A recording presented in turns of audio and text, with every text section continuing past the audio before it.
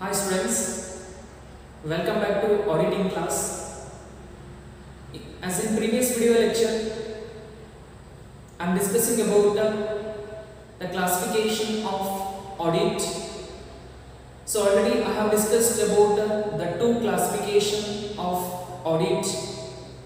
Now in this class, I will continue the same concept, that is classification of audit. ಆತ್ಮೀಯ ವಿದ್ಯಾರ್ಥಿಗಳೇ, already previous video lecture ಅಲ್ಲಿ ಲೆಕ್ಕ ಪರಿಶೋಧನೆಯ ವರ್ಗೀಕರಣ ಕುರಿತಾಗಿ ಅಧ್ಯಯನವನ್ನು ಮಾಡ್ತಾ ಇದ್ವಿ. ಆಲ್ರೆಡಿ ಎರಡು ರೀತಿಯ ಲೆಕ್ಕ ಪರಿಶೋಧನೆಯ ವರ್ಗೀಕರಣದ ಕುರಿತಾಗಿ ಅಧ್ಯಯನವನ್ನು ಮಾಡಿದ್ವಿ. ಅದೇ ಒಂದು ಸೇಮ್ ಕಾನ್ಸೆಪ್ಟ್ ಅನ್ನ ಈ ಒಂದು ಕ್ಲಾಸ್ ಅಲ್ಲಿ ಕಂಟಿನ್ಯೂ ಮಾಡ್ತಾ ಇದ್ದೀವಿ. So the third classification of audit on the basis of periodicity, ಅಂದ್ರೆ ಅವಧಿಯ ಆಧಾರದ ಮೇಲೆ. On the basis of periodicity we have first one, that is continuous audit, ಅಂದ್ರೆ ನಿರಂತರ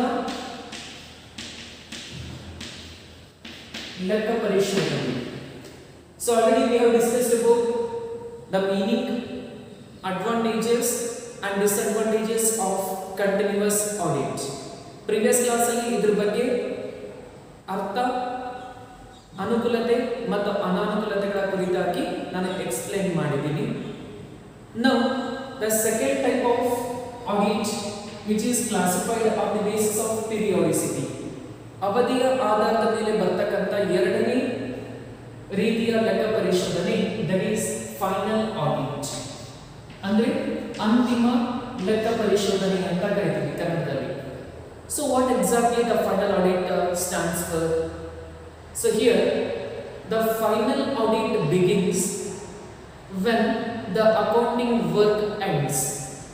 So after completion of an accounting period, so the auditing work is going to be begins.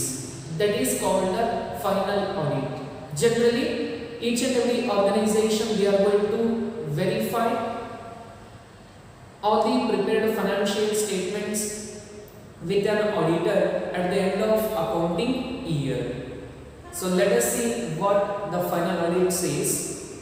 Final audit is an audit where the auditor takes up his work of checking the books of accounts at the end of accounting period. So when all the transactions for the whole year are completely recorded and financial statements have been prepared, so then the auditor is going to verify all the prepared financial statements after completion of an accounting period. So that kind of audit is called a final audit. It simply tells about when all the financial statements and books of accounts are recorded during a financial period or during an accounting period. Immediately after completion of an accounting period, the auditor is going to verify all the prepared financial statements. That kind of audit is called a final audit. ಅಂತಿಮ ಲೆಕ್ಕ ಪರಿಶೋಧನೆ ಅಂತಂದ್ರೆ ಈ ಒಂದು ಸಂಸ್ಥೆಯು ಮಾಡಿರ್ತಕ್ಕಂಥ ಎಲ್ಲ ರೀತಿಯ ವಹಿವಾಟನ್ನ ಲೆಕ್ಕ ಪುಸ್ತಕಗಳಲ್ಲಿ ನಮೂದಿಸಿದ ನಂತರ, ಅಂದ್ರೆ ಈ ಒಂದು ಅಕೌಂಟಿಂಗ್ ಪೀರಿಯಡ್ ಅಂತ ಏನ್ ಕರಿತೀವಿ, ಆ ಒಂದು ಅವಧಿ ಮುಗಿದ ನಂತರ ಲೆಕ್ಕ ಪರಿಶೋಧಕ ಏನ್ ಮಾಡ್ತಾನೆ, ವರ್ಷ ಪೂರ್ತಿ ಸಿದ್ಧಪಡಿಸಿರ್ತಕ್ಕಂಥ ಎಲ್ಲ ಲೆಕ್ಕ ಪುಸ್ತಕಗಳನ್ನ, ಎಲ್ಲ ಹಣಕಾಸಿನ ತಕ್ತೆಗಳನ್ನ ಕೂಲಂಕುಷವಾಗಿ ಪರಿಶೀಲಿಸುವ ಮೂಲಕ ಅದರ ಒಂದು ಸತ್ಯಾಸತ್ಯತೆಗಳನ್ನ ಏನ್ ಮಾಡ್ತಾನೆ, ಪರಿಶೀಲಿಸುತ್ತಾರೆ. ಅಂತಹ ಒಂದು ಲೆಕ್ಕ ಪರಿಶೋಧನೆಯನ್ನ ಅಂತಿಮ ಲೆಕ್ಕ ಪರಿಶೋಧನೆ ಅಂತೇಳಿ ಕರೆಯಲಾಗುತ್ತೆ. ಅಂದ್ರೆ ವ್ಯವಹಾರ ಸಂಸ್ಥೆಯು ಒಂದು ನಿರ್ದಿಷ್ಟ ವರ್ಷದಲ್ಲಿ ಸಿದ್ಧಪಡಿಸಿರುವಂತಹ ಎಲ್ಲ ಲೆಕ್ಕ ಪುಸ್ತಕಗಳನ್ನ ಆ ಒಂದು ನಿಗದಿತ ಅವಧಿ ಮುಗಿದ ನಂತರ ಲೆಕ್ಕ ಪರಿಶೋಧಕನು ಪರಿಶೀಲಿಸುವಂತಹ ಒಂದು ಚಟುವಟಿಕೆಯನ್ನ ನಾವು ಅಂತಿಮ ಲೆಕ್ಕ ಪರಿಶೋಧನೆ ಅಂತೇಳಿ ಕರೆಯಲಾಗುತ್ತೆ. So this kind of audit is suitable for generally every kind of organisation they are going to use final audit. ಸಾಮಾನ್ಯವಾಗಿ ಎಲ್ಲಾ ರೀತಿಯ ವಹಿವಾಟು ಸಂಸ್ಥೆಗಳು ಏನ್ ಮಾಡ್ತವೆ, ಅಂತಿಮ ಲೆಕ್ಕ ಪರಿಶೋಧನೆ ವಿಧಾನವನ್ನ ಅನುಸರಿಸುತ್ತವೆ. And it is specially suitable for like small scale business organisation. ಅಂದ್ರೆ ಸ್ವಲ್ಪ ಸಣ್ಣ ಪ್ರಮಾಣದಲ್ಲಿ ಏನು ವಹಿವಾಟನ್ನು ನಡೆಸ್ತಾ ಇರ್ತಾರೆ ಅಂತಹ ವ್ಯವಹಾರ ಸಂಸ್ಥೆಗಳಿಗೆ ಏನಾಗುತ್ತೆ, ಸೂಕ್ತವಾಗಿ ಹೊಂದಾಣಿಕೆ ಆಗುತ್ತೆ. Because there are less number of transactions, ಅಲ್ಲಿ ವಹಿವಾಟುಗಳು ಏನಿರ್ತವೆ ಕಡಿಮೆ ಪ್ರಮಾಣದಲ್ಲಿ ಇರುತ್ತವೆ. So the final audit also have some advantages and also some disadvantages. ಇಲ್ಲಿ ಅಂತಿಮ ಲೆಕ್ಕ ಪರಿಶೋಧನೆಯಲ್ಲಿ ಕೂಡ ಕೆಲವು ಅನುಕೂಲತೆಗಳಿದ್ದಾವೆ ಮತ್ತು ಕೆಲವು ಅನಾನುಕೂಲತೆಗಳು ಕೂಡ ಇದ್ದಾವೆ. ಸೊ ಯಾವ ಆ ಅನುಕೂಲತೆ ಮತ್ತು ಅನಾನುಕೂಲತೆ ಅನ್ನೋದನ್ನು ನೋಡೋದಾದ್ರೆ, so first advantages, final audit is not very expensive. It is suitable for small business organisations. ಅಂದ್ರೆ ಈ ಒಂದು ಸಣ್ಣ ಪ್ರಮಾಣದ ವ್ಯವಹಾರ ಸಂಸ್ಥೆಗಳಿಗೆ ಏನಾಗುತ್ತೆ, ಸೂಕ್ತವಾಗಿ ಹೊಂದಾಣಿಕೆ ಆಗುತ್ತೆ. ಇಲ್ಲಿ ಲೆಕ್ಕ ಪರಿಶೋಧನೆಯ ಖರ್ಚು ವೆಚ್ಚಗಳು ಕೂಡ ಏನಾಗ್ತವೆ, ಕಡಿಮೆ ಆಗ್ತವೆ. Then second is final audit involves less time. ಅಂದ್ರೆ ಕಡಿಮೆ ಸಮಯ ಬೇಕಾಗುತ್ತೆ. In case of final audit, there is a less scope for alteration of numbers or figures shown in the balance sheet. ಅಂದ್ರೆ ಈ ಒಂದು ಅಂತಿಮ ಲೆಕ್ಕ ಪರಿಶೋಧನೆಯ ಮೂಲಕ ಸಿದ್ಧಪಡಿಸಿರ್ತಕ್ಕಂಥ ಎಲ್ಲ ಲೆಕ್ಕ ಪುಸ್ತಕಗಳಲ್ಲಿ ಯಾವೆಲ್ಲ ರೀತಿಯ ಒಂದು ದಾಖಲೆಗಳನ್ನ ಅಥವಾ ಮಾಹಿತಿಗಳನ್ನ ನಮೂದನೆ ಮಾಡಿರ್ತಾರೆ ಅವುಗಳನ್ನ ಕೂಲಂಕುಷವಾಗಿ ಪರಿಶೀಲನೆ ಮಾಡುವುದಕ್ಕೆ in case of final audit it does not cause inconvenience to client staff. ಅಂದರೆ ಲೆಕ್ಕ ಪರಿಶೋಧನೆಯ ಸಂದರ್ಭದಲ್ಲಿ ವಹಿವಾಟ ಅಥವಾ ವ್ಯವಹಾರ ಸಂಸ್ಥೆಯಲ್ಲಿ ಇರ್ತಕ್ಕಂಥ ಲೆಕ್ಕಿಗ ಮತ್ತು ಅವನ ಕಾರ್ಯಚಟುವಟಿಕೆಗಳಿಗೆ ಯಾವುದೇ ರೀತಿಯ ತೊಂದರೆಗಳು ಕೂಡ ಏನಾಗುವುದಿಲ್ಲ, ಉಂಟು ಮಾಡುವುದಿಲ್ಲ. So all these are the merits or advantages of final audit. ಅಂತಿಮ ಲೆಕ್ಕ ಪರಿಶೋಧನೆಯಿಂದ ಈ ಎಲ್ಲ ರೀತಿಯ ಪ್ರಯೋಜನಗಳು ದೊರೆಯುತ್ತವೆ. So then what are the disadvantages? So here some of the disadvantages. Those are auditor does not get sufficient time to check all the books of accounts in detail. ಅಂದ್ರೆ ಲೆಕ್ಕ ಪರಿಶೋಧಕನು ಕೂಲಂಕುಷವಾಗಿ ಎಲ್ಲ ರೀತಿಯ ಲೆಕ್ಕ ಪುಸ್ತಕಗಳನ್ನು ಪರಿಶೀಲನೆ ಮಾಡುವುದಕ್ಕೆ ನಾವೆಲ್ಲ ಸಾಧ್ಯ ಆಗೋದಿಲ್ಲ. Then second is final audit does not help them in preparing interim accounts in time. ಅಂದ್ರೆ ಮಧ್ಯಂತರ ಲೆಕ್ಕಗಳನ್ನ ಅಥವಾ ಮಧ್ಯಂತರ ಲೆಕ್ಕ ಪುಸ್ತಕಗಳನ್ನ ಅಥವಾ ಮಧ್ಯಂತರ ಲೆಕ್ಕ ಪರಿಶೋಧನೆಯ ಒಂದು ಫಲಿತಾಂಶವನ್ನ ಅತ್ಯಂತ ವೇಗವಾಗಿ ಸಿದ್ಧಪಡಿಸುವುದಕ್ಕೆ ಏನಾಗಲ್ಲ, ಸಾಧ್ಯ ಆಗುವುದಿಲ್ಲ.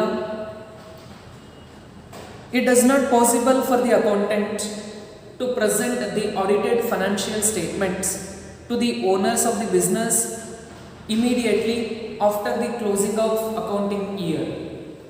ಅಂದ್ರೆ ಒಂದು ನಿರ್ದಿಷ್ಟವಾದ ಲೆಕ್ಕದ ವರ್ಷ ಏನಿರುತ್ತೆ ಅಥವಾ ಲೆಕ್ಕ ಪರಿಶೋಧನೆ ಅಥವಾ ಒಂದು ವ್ಯಾಪಾರ ಸಂಸ್ಥೆಯ ವರ್ಷ ಅಂತ ಏನು ಕರೀತೀವಿ, ಆ ಒಂದು ಅವಧಿ ಮುಗಿದ ನಂತರ ಶೀಘ್ರವಾಗಿ ಮಾಲೀಕರಿಗೆ ನಾವು ಲೆಕ್ಕ ಪುಸ್ತಕಗಳ ಬಗ್ಗೆ ಸಂಪೂರ್ಣವಾದ ವರದಿಯನ್ನ ನಾವು ನೀಡೋದಕ್ಕೆ ನಾವೆಲ್ಲ ಸಾಧ್ಯ ಆಗುವುದಿಲ್ಲ.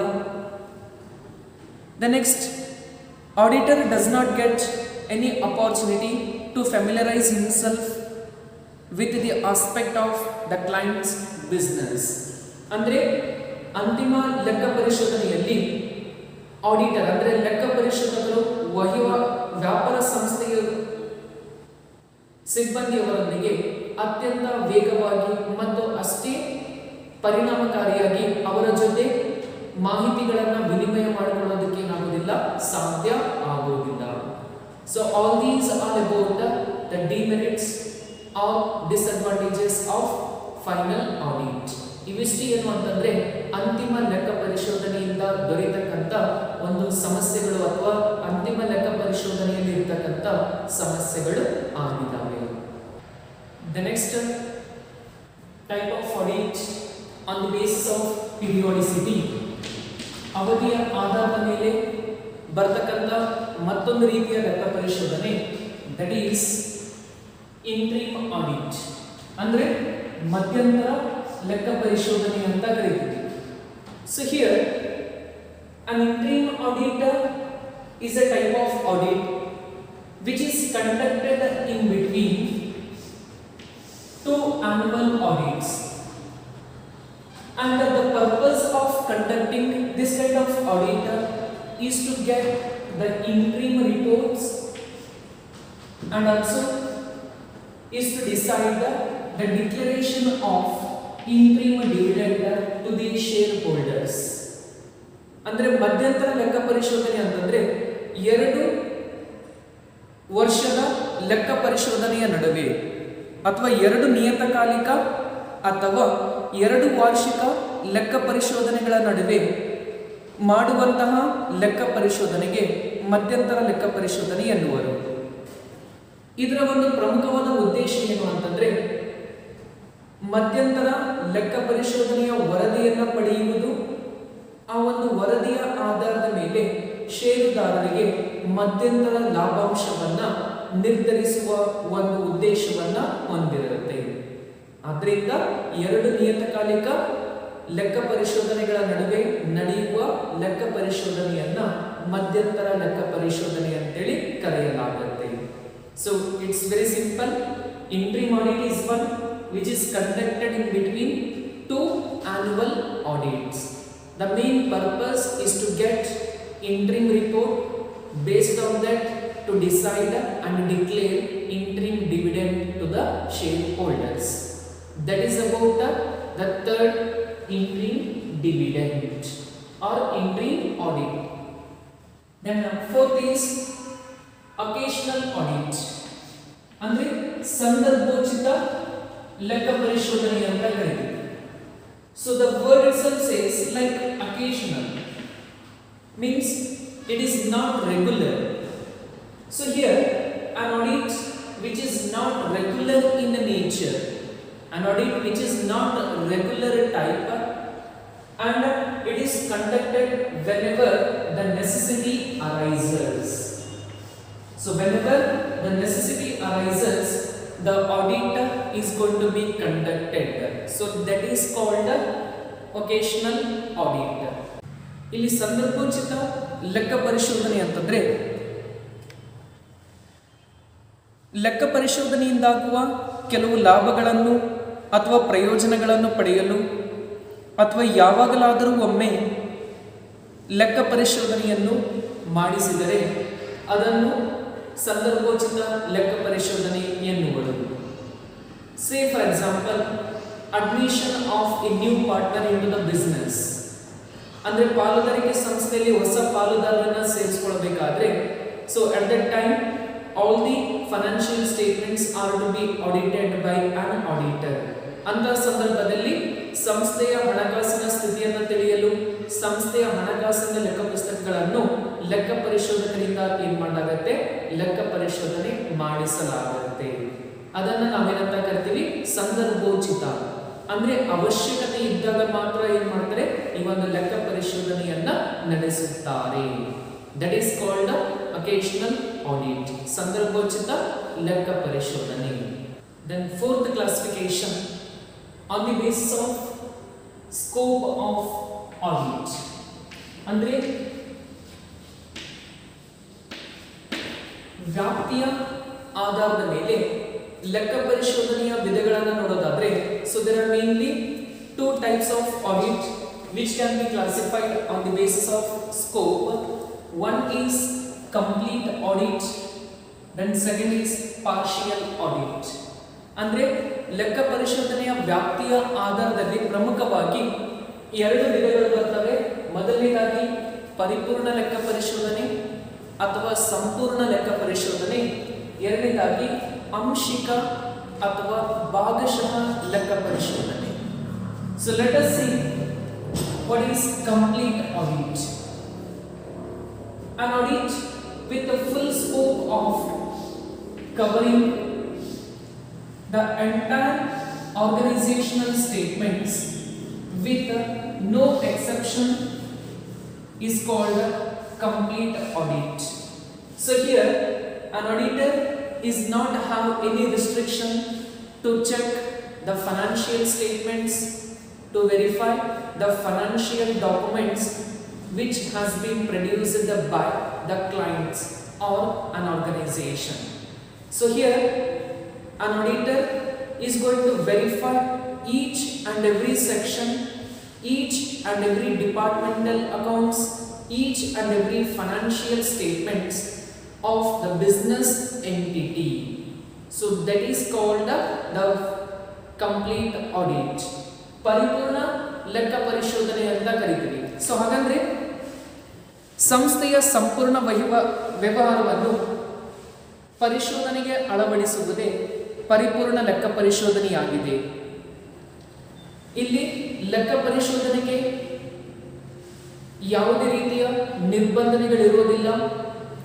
ಲೆಕ್ಕ ಪರಿಶೋಧಕ ಸ್ವತಂತ್ರವಾಗಿ ತಮ್ಮ ಎಲ್ಲ ಕರ್ತವ್ಯಗಳನ್ನು ನಿರ್ವಹಿಸುವುದರ ಮೂಲಕ ವ್ಯವಹಾರ ಸಂಸ್ಥೆಯ ವಿವಿಧ ವಿಭಾಗಗಳು ಹಾಗೂ ವಿವಿಧ ಇಲಾಖೆಗಳು ಸಿದ್ಧಪಡಿಸಿರುವಂತಹ ಎಲ್ಲ ಲೆಕ್ಕ ಪುಸ್ತಕಗಳನ್ನು ಕೂಲಂಕುಷವಾಗಿ ಪರಿಶೀಲಿಸಿ ಅದರ ವರದಿಯನ್ನ ಏನ್ ಮಾಡ್ತಾರೆ, ನಿರ್ವಹಣೆಗೆ ಒದಗಿಸುತ್ತಾರೆ. ಅದನ್ನು ನಾವೇನಂತ ಕರಿತೀವಿ, ಪರಿಪೂರ್ಣ ಲೆಕ್ಕ ಪರಿಶೋಧನೆ. ಅಂದ್ರೆ ಇಲ್ಲಿ ಯಾವುದೇ ರಿಸ್ಟ್ರಿಕ್ಷನ್ ಇರೋದಿಲ್ಲ, ನಿರ್ಬಂಧನೆಗಳು ಇರೋದಿಲ್ಲ. ಲೆಕ್ಕ ಪರಿಶೋಧಕ ಏನ್ ಮಾಡ್ತಾನೆ, ಪ್ರತಿಯೊಂದು ವಿಭಾಗದ ಪ್ರತಿಯೊಂದು ಡಿಪಾರ್ಟ್ಮೆಂಟ್ ನ ಎಲ್ಲಾ ಲೆಕ್ಕ ಪುಸ್ತಕಗಳನ್ನ ಏನ್ ಮಾಡ್ತಾರೆ, ಕೂಲಂಕುಷವಾಗಿ ಪರಿಶೀಲಿಸಿ ಅದರ ವರದಿಯನ್ನ ಸಲ್ಲಿಸುತ್ತಾರೆ. And second is partial audit, ಅಂದ್ರೆ ಕನ್ನಡದಲ್ಲಿ ಅಂಶಿಕ ಅಥವಾ ಭಾಗಶಃ ಲೆಕ್ಕ ಪರಿಶೋಧನೆ ಅಂತ ಕರೀತೀವಿ. So what it means, an audit with a limited scope and have some restriction to check the financial statements is called partial audit. ಭಾಗಶಃ ಲೆಕ್ಕ ಪರಿಶೋಧನೆ ಅಂತಂದ್ರೆ ಸಂಸ್ಥೆಯ ಕೇವಲ ಒಂದು ವಿಭಾಗದ ಅಥವಾ ಸಂಸ್ಥೆಯ ಕೆಲವು ಮಾತ್ರ ಲೆಕ್ಕ ಪುಸ್ತಕಗಳನ್ನ ಅಥವಾ ಹಣಕಾಸಿನ ತಕ್ತೆಗಳನ್ನ ಏನ್ ಮಾಡ್ತಾರೆ, ಈ ಒಬ್ಬ ಲೆಕ್ಕ ಪರಿಶೋಧಕರು ಪರಿಶೀಲನೆಯನ್ನ ಮಾಡ್ತಾರೆ. ಸೊ ಇಲ್ಲಿ ಕೆಲವೊಂದು ನಿರ್ಬಂಧನೆಗಳಿರ್ತವೆ ಲೆಕ್ಕ ಪರಿಶೋಧಕರಿಗೆ.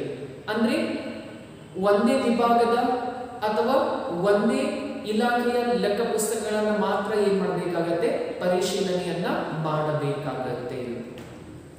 And here an auditor asked to examine only particular section or only certain transactions of an organization.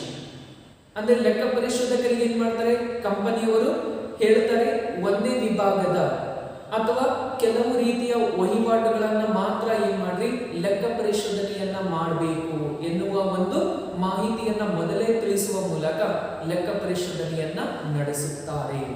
ಅದನ್ನ ನಾವೇನಂತ ಕರಿತೀವಿ, ಪಾರ್ಷಿಯಲ್ ಆಡಿಟ್ ಅಥವಾ ಅಂಶಿಕ ಲೆಕ್ಕ ಪರಿಶೋಧನೆ ಅಂತೇಳಿ ಕರೆಯಲಾಗುತ್ತೆ.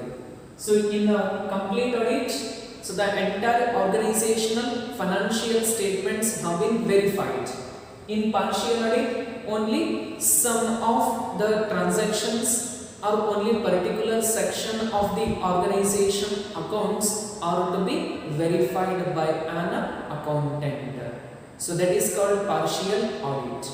These two types of classifications which comes under on the basis of scope of audit. ಈ ಎರಡು ರೀತಿಯ ಲೆಕ್ಕ ಪರಿಶೋಧನೆಯ ವ್ಯಾಪ್ತಿಯ ಆಧಾರದಲ್ಲಿ ಬರತಕ್ಕಂಥ ವಿಧಗಳು ಆಗಿರುತ್ತೆ. So remaining I will discuss in next video class. Thank you.